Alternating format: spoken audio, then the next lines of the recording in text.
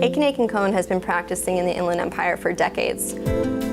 We now have a physical location in Riverside, which is really exciting for me because I was born and raised in the city of Riverside. I live in Riverside, and serving the community that I was raised in and that I hope to someday raise my children in has been just the most rewarding and fulfilling experience.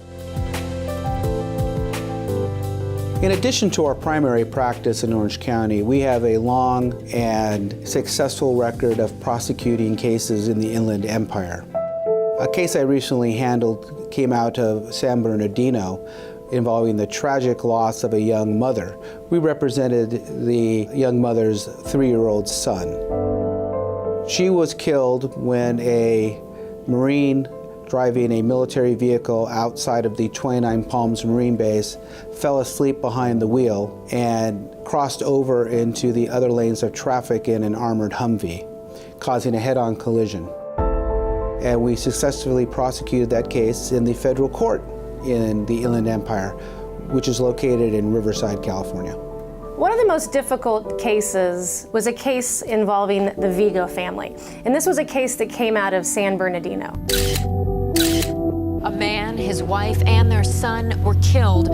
2 other children watched it all happen. A live power line came down into their backyard and caused immense tragedy. 3 members of a family are electrocuted after power lines fall into their yard.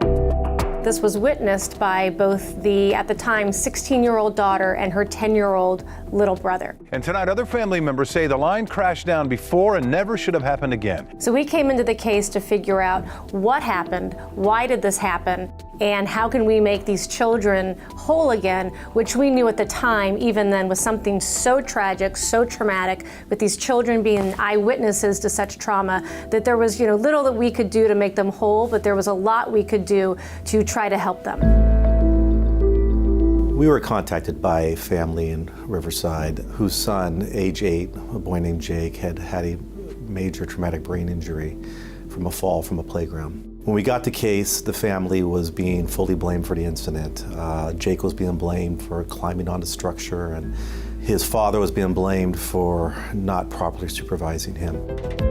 Through countless hours and tireless efforts through the case, we were able to establish that the indoor playground was of proper design, not having the proper padding in the playground.